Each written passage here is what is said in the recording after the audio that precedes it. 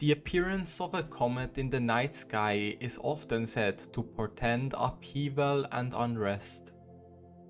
Under the auspices of such fiery harbingers, new empires rise, old cultures fall, and even the stars themselves may vanish from the heavens. The truth is, perhaps, more unsettling. The almighty being known as Aurelion Sol was already ancient before the rise of the mortal races of Runeterra. Born in the first breath of creation, he and those like him roamed the vast nothingness of a pristine celestial realm, seeking to fill this canvas of incalculable breadth with marvels whose twinkling spectra would bring fulfillment and delight to all who witnessed them. As he wandered, Aurelion Sol seldom encountered any equals. The eternal aspects were dispassionate and incurious things, contributing little to existence, content only to compose amusingly self-centered philosophies on the nature of creation. But then, bathed in the light of a fairly unremarkable sun he had crafted eons earlier, he discovered something. A world, new realms. He did not know who had created this world, or why, only that it had not been him. The aspects who seemed unusually invested in it implored him to come closer.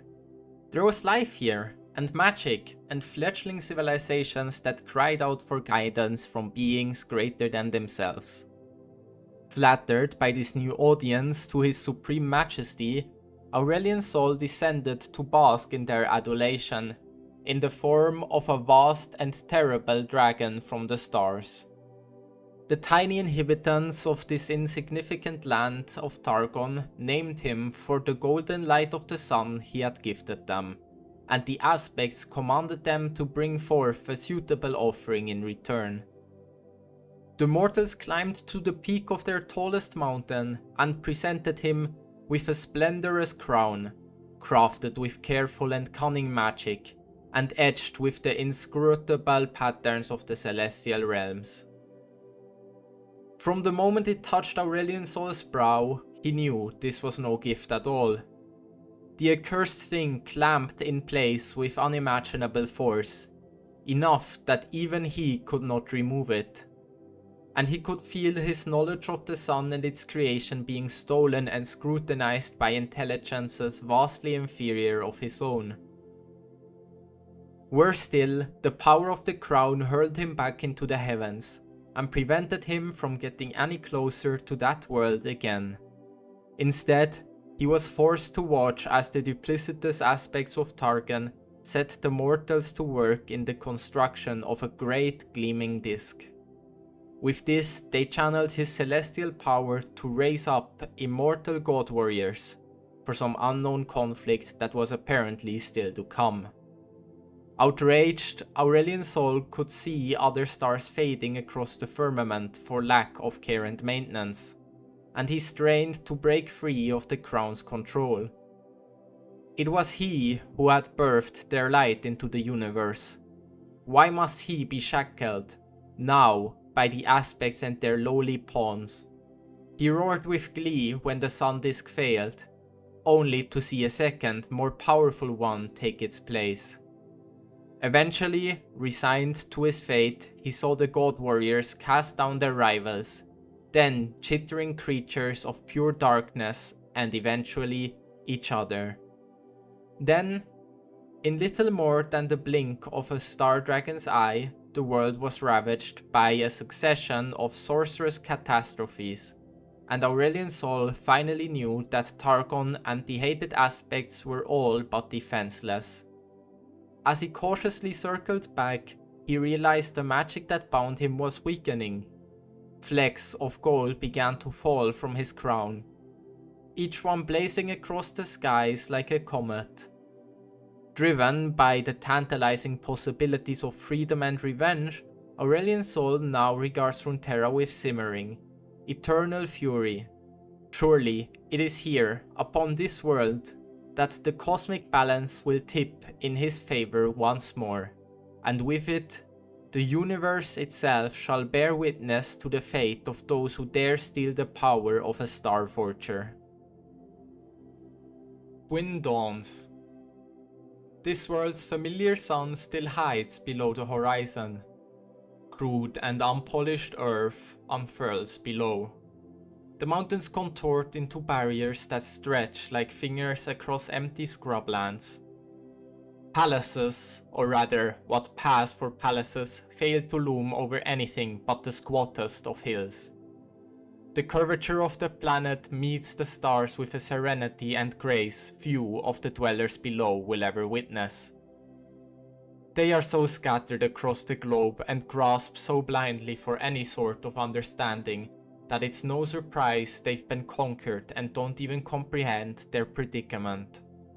The fiery sheen I've gathered as I streak toward my preordained destination illuminates the world beneath me.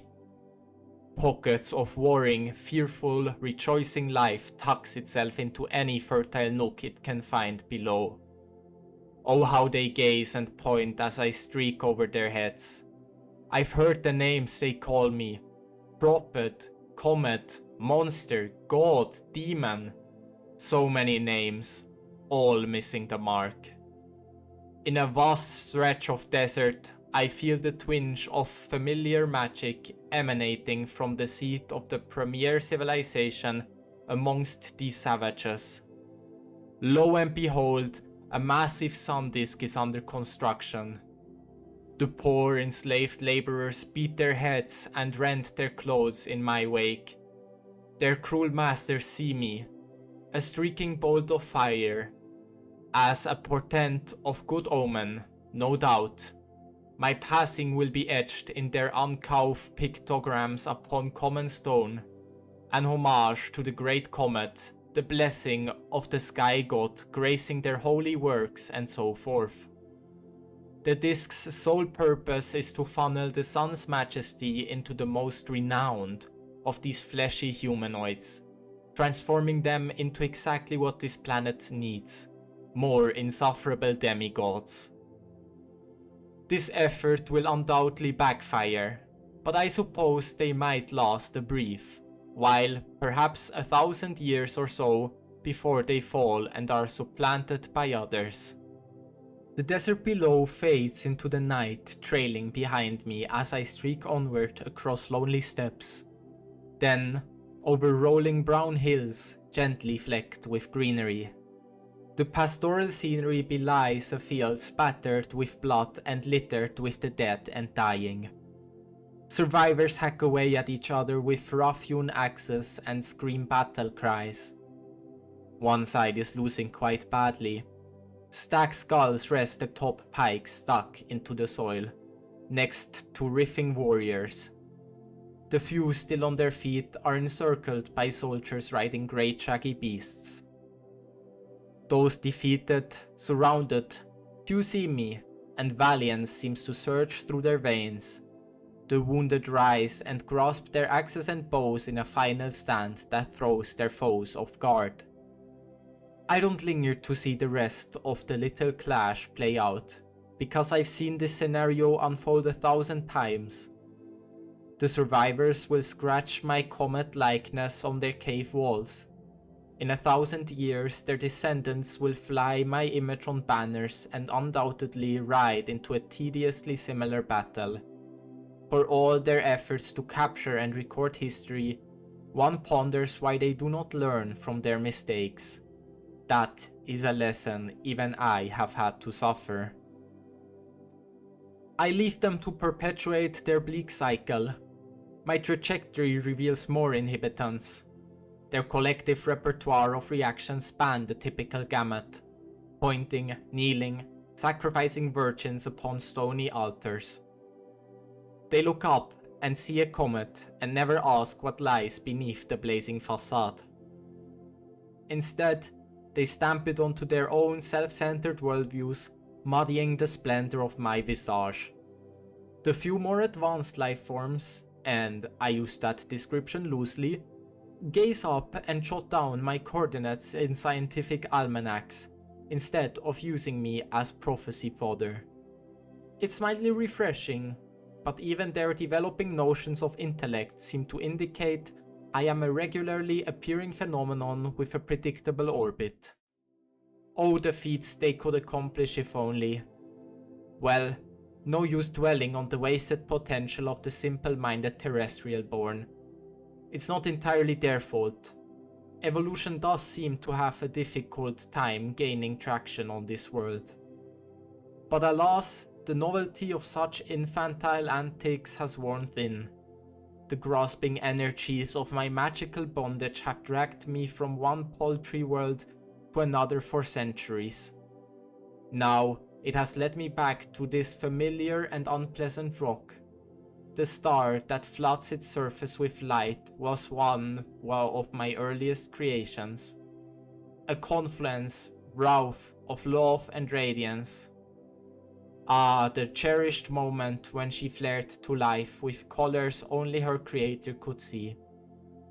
How I miss a star's crackling new energy warming my face and trickling through my fingers.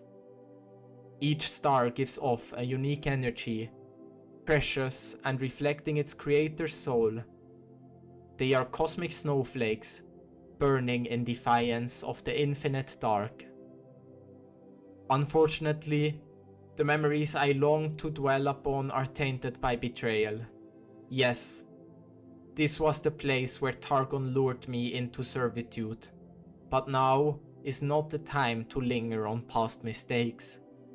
Those musty aspects want me to seal yet another breach, in their name, of course.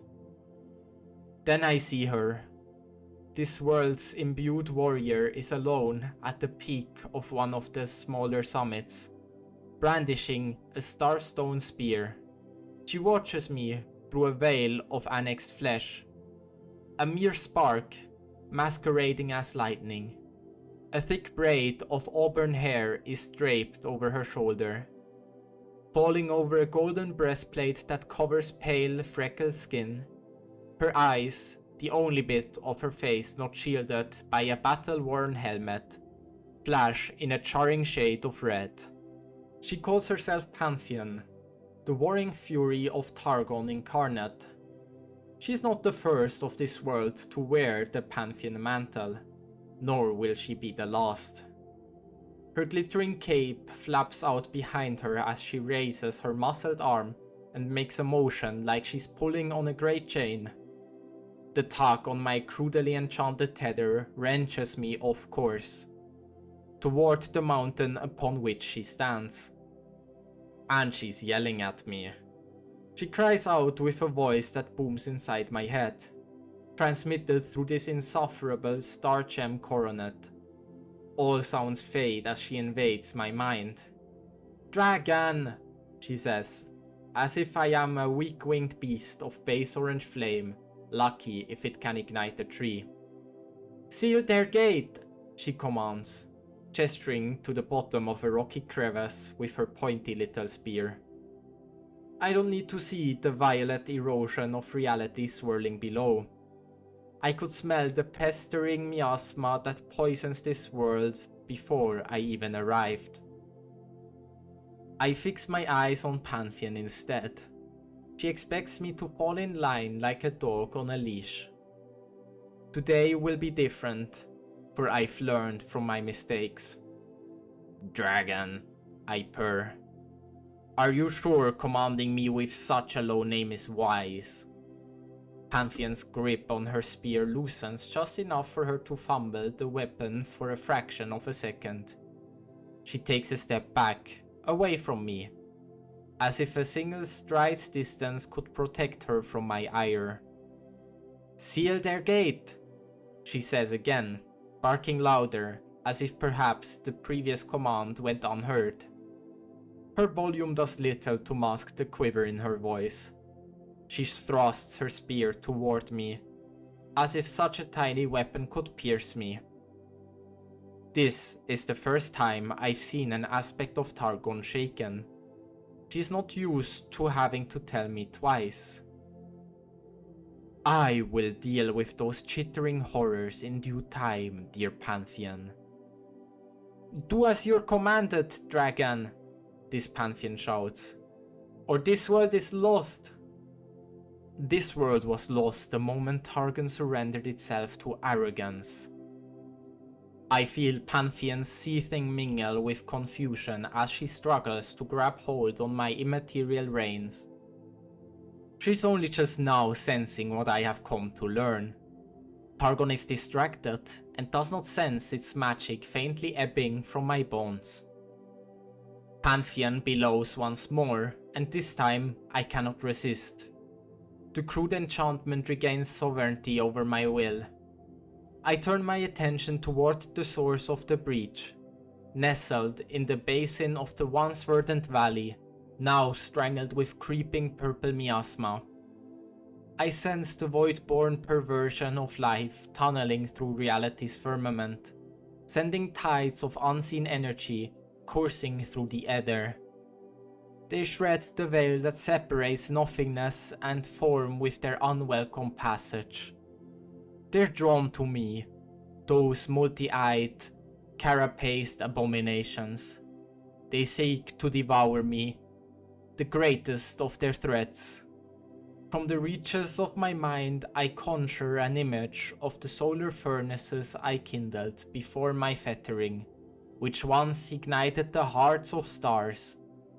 I lance out beams of pure starfire and incinerate wave after wave of those gnashing horrors, driving them back into their oblique infinity. Smoldering husks rain from the sky. I am little surprised they aren't wholly disintegrated, but then again, the Voidborn don't know how things work in this universe. A pulsing sickness lingers in the air. From the epicenter of the corruption, I feel a will, hungry and indomitable, and far from the typical mindlessness I'm accustomed to from these Voidborn aberrations. The pulsating wound on reality yawns and buckles, distorting and warping all it touches. Whatever exists on the other side is laughing. Pantheon shouts another command at me, but I ignore her words.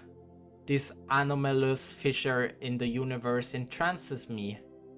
This is not the first of its kind I've had to deal with, but this one feels different, and I can't help but admire the marvelous, terrifying manipulation of the barriers between realms.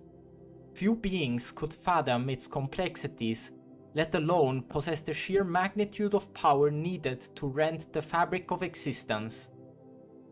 In my heart, I know a wound so exquisite could never be orchestrated by scuttling creatures. No, there must be more behind this intrusion. I shudder at the thought of what kind of entity is capable of inducing such a volatile rift. I don't need Pantheon-sparked orders to tell me what to do next.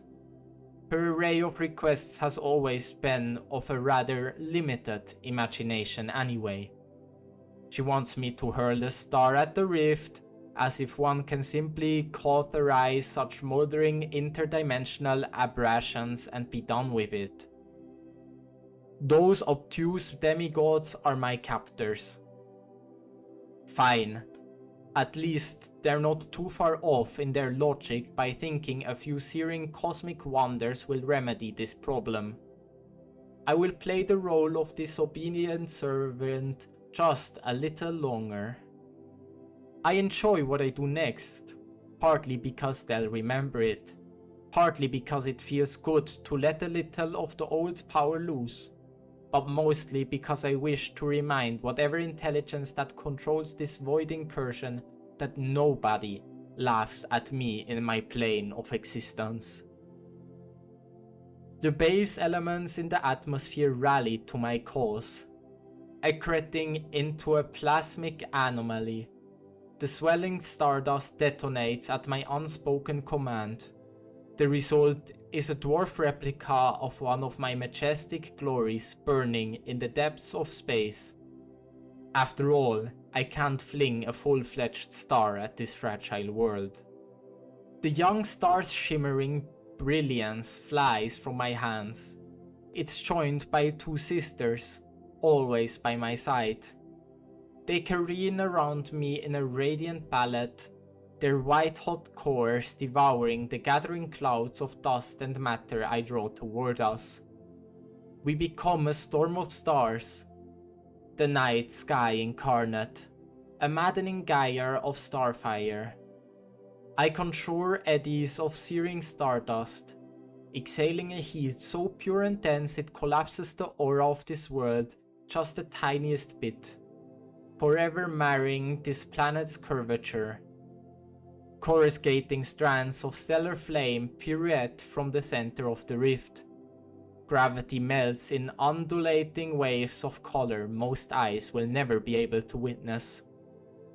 My stars warp matter as more fuel coalesces in their cores, causing them to shine brighter, burn hotter.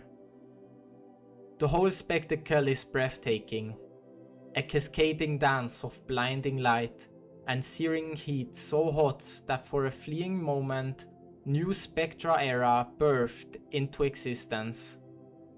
My spine tingles just a little bit at how good it feels. Trees splinter, rivers evaporate, the mountain walls of the valley crumble in a smoky avalanche. The tireless laborers erecting their sun disk, the soldiers taking the hill, the stargazers, the worshippers, the terrified, the doomsday prophets, the hopeless, the risking kings. All those who beheld the streaking comet with selfish eyes witness the ensuing supernova as an early dawn. Across this pitiful globe, my radiance turns darkest night to blinding day. What fictions will they conjure to explain this phenomenon? Even my Targonian masters have rarely witnessed such a display of my power. Certainly, no terrestrial world has ever borne scars as severe as what is left of that once verdant valley. When I am finished, nothing remains. Not even this incarnation of Pantheon. I can't say I'll miss her or her mindless barking. In the glowing aftermath of my carnage, the smoldering once mountains collapse into the molten rubble streams now flowing through the valley. This is the scar I have left upon this world. A surge of damning pain shoots through my body, radiating from that infernal crown. I am about to pay. My head snaps up and my eyes drink the bitter sight of a dying star. My heart's clasp shut, my mind's reel.